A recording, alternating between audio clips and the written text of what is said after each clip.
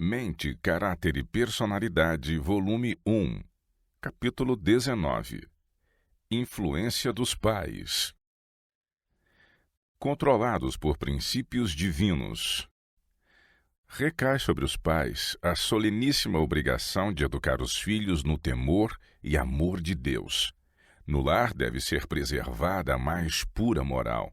Deve ser ensinada a estrita obediência ao que requer a Bíblia. Os ensinamentos da Palavra de Deus devem controlar a mente e o coração para que a vida doméstica demonstre o poder da graça de Deus. Cada membro da família deve ser lavrado como colunas de palácio, Salmos 144, 12, pelos princípios e preceitos divinos. Os pais devem compreender os filhos. Não devem os pais esquecer seus anos da infância, de quando ansiavam pela simpatia e amor, e quão infelizes se sentiam quando censurados com ralhos impacientes. Deviam voltar à infância em seus sentimentos e baixar o pensamento à compreensão das necessidades dos filhos. Todavia, devem, com firmeza combinada com amor, exigir de seus filhos obediência. A palavra dos pais deve ser obedecida implicitamente. Deus preparou uma vereda. Anjos de Deus estão observando as crianças com o mais profundo interesse, para ver que espécie de caráter estão formando. Se Cristo tratasse conosco tal qual nós muitas vezes nos tratamos uns aos outros e com nossos filhos, haveríamos de tropeçar e cair em completo desânimo. Vi que Jesus conhece nossas debilidades e participou Ele mesmo de nossa experiência em todas as coisas, exceto no pecado. Por isso, nos preparou uma vereda adaptada à nossa força e capacidade. E como Jacó tem marchado brandamente em uniformidade com as crianças, segundo suportavam, para que pudesse entreter-nos com o conforto de sua companhia e ser-nos um guia perpétuo. Ele não despreza nem negligencia ou deixa atrás as crianças do rebanho. Não nos ordenou a marchar e deixá-las atrás. Não andou tão apressadamente que nos deixasse atrás com os nossos filhos. Oh, não! Ele nivelou a vereda da vida mesmo às crianças. E os pais são solicitados a, em seu nome, guiá-los ao longo da estreita vereda. Deus nos designou um trilho adaptado à força e capacidade das crianças. A irritação deve ser reprimida. Pais, quando vos sentes irritados, não deveis cometer o grave pecado de envenenar a família toda com essa perigosa irritabilidade. Nessas ocasiões, ponde uma guarda dupla sobre vós mesmos e resolvei de coração não ofender com os lábios e só proferir palavras agradáveis e animosas. Dizei a vós mesmos: não macularei a felicidade de meus filhos por uma palavra irritada. Assim, vos controlando a vós mesmos, tornar-vos-eis mais fortes. Vosso sistema nervoso não será tão sensível. Fortalecer-vos-ei pelos princípios retos. A consciência de que estáis cumprindo fielmente vosso dever fortalecer-vos-á. Anjos de Deus aprovarão vossos esforços e vos ajudarão. Quando vos sentes impacientes, muitas vezes pensais que a causa esteja em vossos filhos e os culpais, quando isso não merecem. Em outra ocasião podem fazer exatamente as mesmas coisas e tudo acharíeis aceitável e certo. As crianças conhecem e marcam e sentem essas irregularidades. E eles não são sempre os mesmos. Às vezes estão um tanto preparados para defrontar modos mutáveis. E em outras ocasiões estão nervosos e irritados e não suportam censuras. Existem pais de temperamento nervoso e, quando fatigados pelo trabalho ou opressos de cuidados, não conservam um estado de espírito calmo. E manifestam aos que eles deviam ser os mais queridos na terra uma irritação e falta de paciência que desagrada a Deus e traz uma nuvem sobre o lar. As crianças, em sua inquietação, devem muitas vezes ser acalmadas mediante terna simpatia. A bondade e a paciência mútuas tornarão o lar um paraíso e atrairão santos anjos para o círculo familiar. Mente de pais paralisada. Temos algum conhecimento da maneira em que Satanás trabalha e de como ele alcança êxito. Como me foi mostrado, ele paralisa a mente de pais. São lerdos em suspeitar que seus próprios filhos possam estar em erro e pecado. Alguns desses filhos professam ser cristãos, e os pais continuam modorrando, sem temer o perigo, enquanto a mente e o corpo dos filhos está se tornando um destroço. Há pais que nem mesmo tomam o cuidado de ter os filhos com eles quando na casa de Deus. Meninas assistem às reuniões e tomam assento, às vezes com os pais, mas mais frequentemente nos últimos bancos. Têm o hábito de achar uma escusa para saírem. Rapazes percebem isso e saem antes ou depois das meninas e então, terminada a reunião, acompanham-nas para a casa delas. Nem por isso os pais se tornam mais prudentes, mas apresentam desculpas para passear, e rapazes e meninas reúnem-se nas praças ou outros locais ermos e ali brincam e têm um tempo vivamente divertido, sem nenhuns olhos experientes a vigiá-los e adverti-los. Regime e influência dos pais.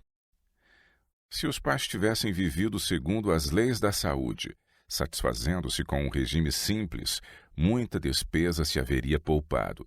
O pai não teria sido obrigado a trabalhar além de suas forças, a fim de suprir as necessidades da família. Um regime simples e nutritivo não teria tido o efeito de excitar indevidamente o sistema nervoso e as paixões animalescas, causando lerdeza e irritabilidade. Se ele tivesse tomado apenas alimentos simples, teria tido o cérebro claro, os nervos estáveis, o estômago em estado sadio, e tendo assim puro o organismo, não teria tido falta de apetite, e a geração atual estaria em muito melhores condições do que se acha agora. Mas mesmo agora, neste período tardio, algo se pode fazer para melhorar nossa situação. É necessária a temperança em todas as coisas. O pai temperante não se queixará se não há na mesa grande variedade. A maneira saudável de viver melhorará as condições da família em todos os sentidos e permitirá à esposa e mãe tempo para dedicar aos filhos. A grande preocupação dos pais será quanto à maneira de melhor educar os filhos para serem úteis neste mundo e para o céu depois. Contentar-se-ão com ver os filhos trajando vestidos asseados, simples, mas confortáveis, livres de bordados e enfeites. Esforçar-se-ão fervorosamente por ver os filhos possuírem aquele adorno interior, o ornamento de um espírito manso e quieto, que à vista de Deus é de grande preço. O pai, laço de união da família. O pai cristão é o laço de união da família, ligando-os junto ao trono de Deus. Nunca deve descair o seu interesse nos filhos. O pai, cuja família seja composta de meninos, não deve deixar esses inquietos meninos ao inteiro cuidado da mãe. Isso é uma carga demasiado pesada para ela. Deve ele tornar-se-lhe companheiro e amigo. Deve aplicar-se a mantê-los afastados de companheiros maus. Deve ser difícil para a mãe exercer o domínio próprio.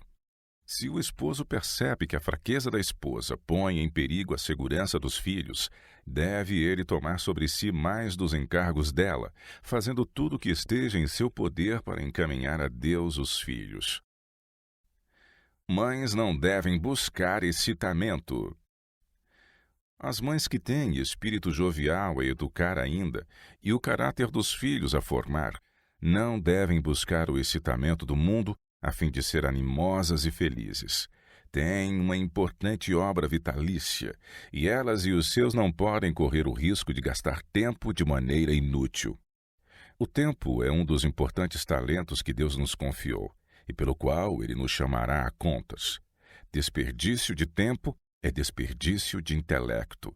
As faculdades da mente são suscetíveis de autocultivo. É dever das mães cultivar a mente e conservar puro o coração.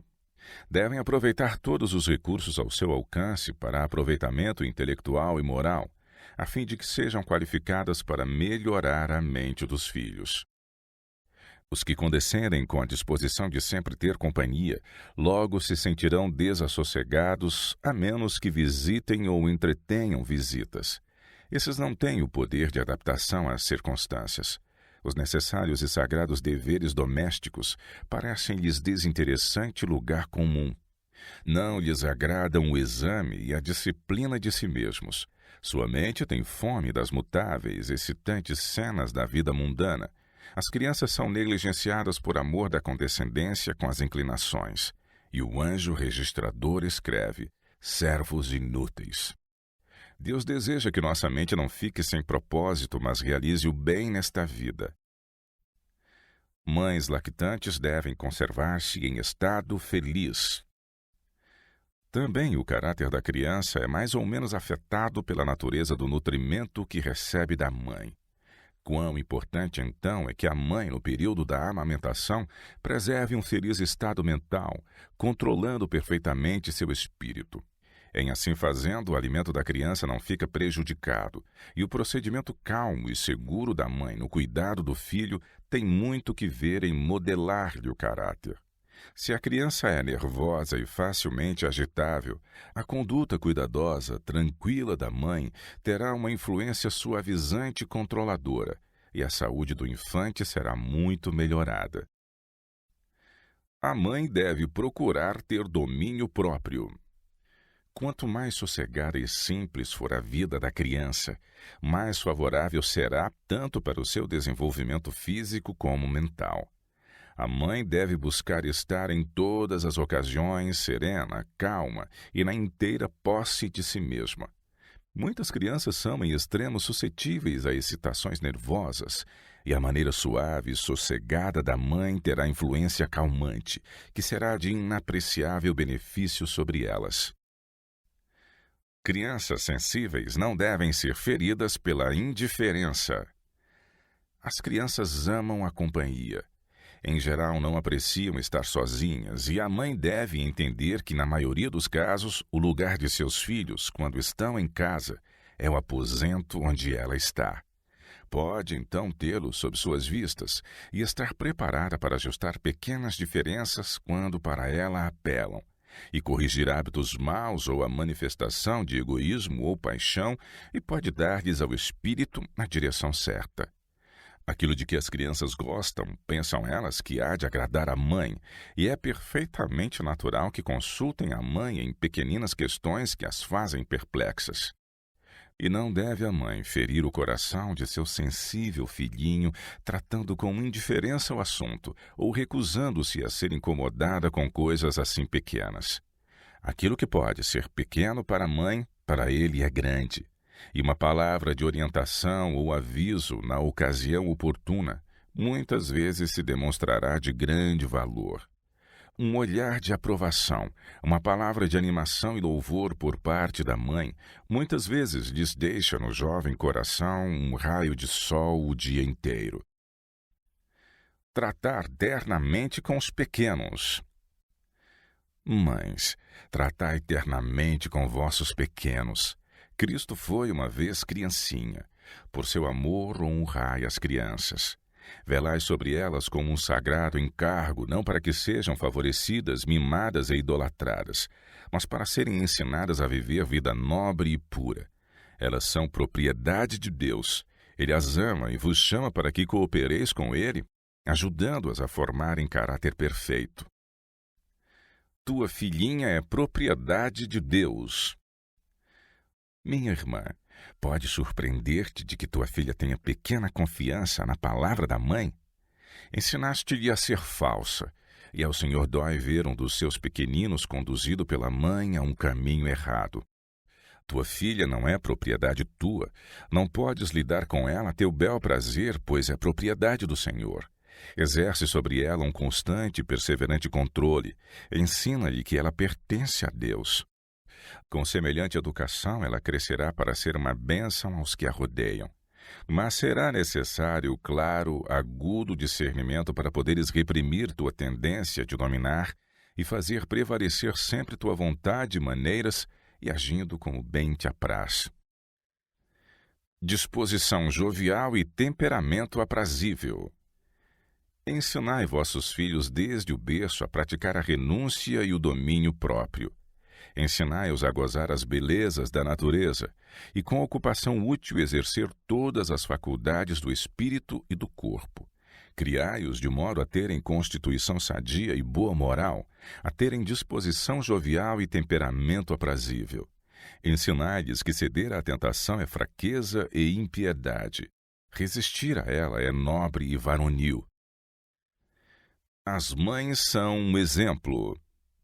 Se as mães querem que as filhas cheguem à idade adulta, com corpo sadio e caráter virtuoso, têm de, em sua própria vida, dar o exemplo, guardando-as das modas prejudiciais à saúde desta época. As mães cristãs têm a pesar sobre si uma responsabilidade de que não se apercebem. Deveriam educar os filhos de maneira a terem princípios firmes e saúde moral neste século corrupto.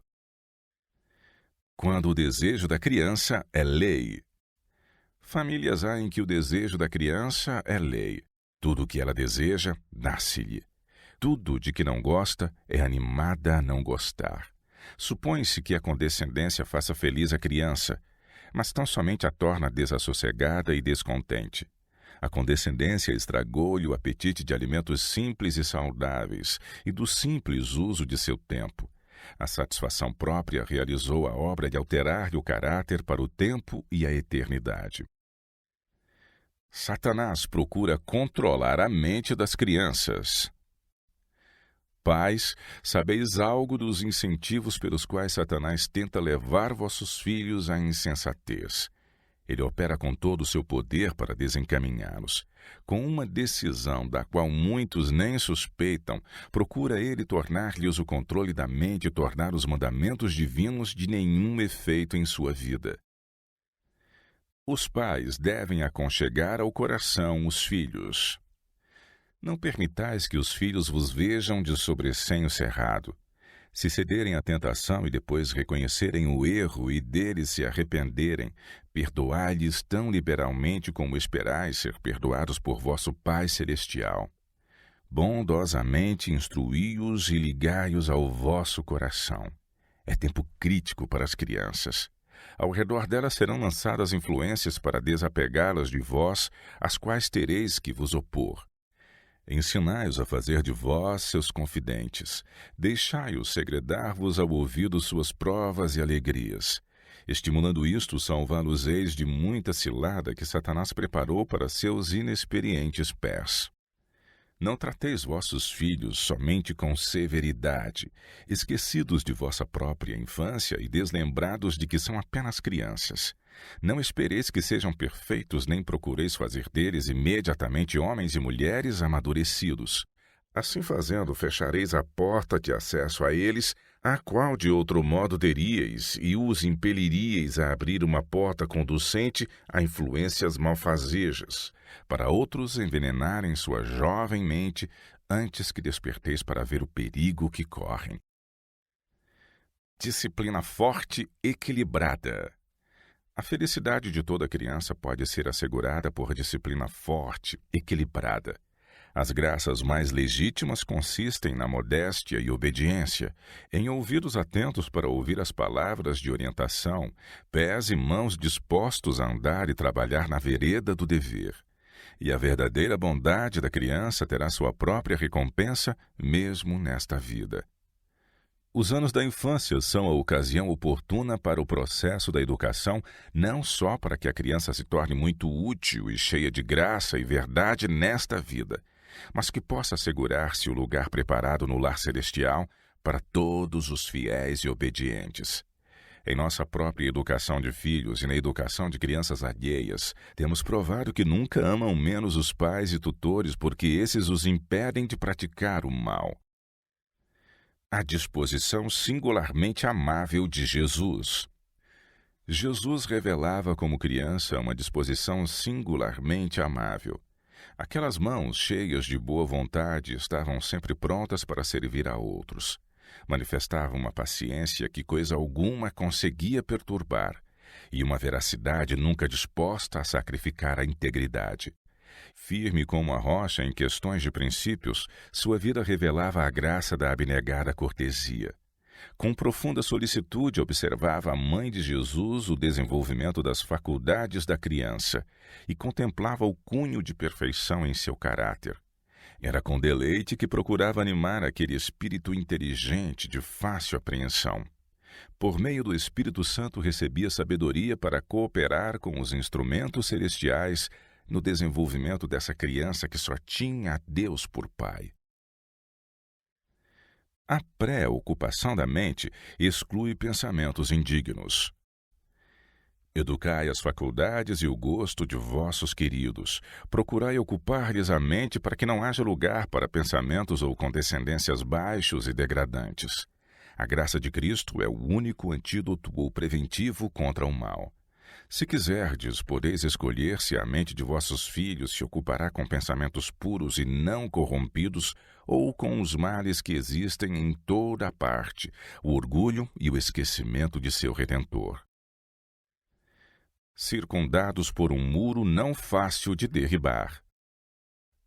Todo lar cristão deve ter regras, e os pais devem, nas palavras e no comportamento mútuos, dar aos filhos um precioso e vivo exemplo do que eles anseiam eles sejam. Pureza de linguagem e real cortesia cristã devem ser constantes. Não haja incentivo ao pecado, nada de suspeitas malignas ou difamações. Ensinai as crianças e os jovens a respeitarem-se a si mesmos, a serem fiéis a Deus, fiéis aos princípios, ensinai-os a respeitar e obedecer à lei de Deus. Assim, esses princípios lhes controlarão a vida e serão por eles levados para sua associação com outros. Amarão ao próximo como a si mesmos. Criarão uma atmosfera pura, a qual terá a influência de animar almas débeis a andar na vereda que conduz à santidade e ao céu. Seja cada lição de caráter enobrecedor alevantado, e os registros feitos nos livros do céu serão de molde a não vos terdes de envergonhar do encontro no juízo final. Crianças que recebam esta espécie de instrução não serão um fardo, uma causa de ansiedade em nossas instituições educacionais, médicas, publicadoras, etc. Ao contrário, serão uma força, um apoio aos que arcam com responsabilidades. Estarão preparados para preencher cargos de confiança e, por preceito e exemplo, estarão constantemente ajudando outros a proceder corretamente. Aqueles cujas sensibilidades morais não tiverem sido embotadas, apreciarão os princípios retos e os praticarão. Terão em justa estima os seus dons e farão o melhor uso possível de suas faculdades físicas, mentais e morais. Essas almas são constantemente fortalecidas contra a tentação. São circundadas por um muro que não será derribado facilmente. Todas essas pessoas são, com a bênção de Deus, portadores de luz. Sua influência tende a erguer outros a uma vida cristã prática. A mente pode enobrecer-se de tal modo que pensamentos e contemplações divinos venham a ser naturais como a respiração.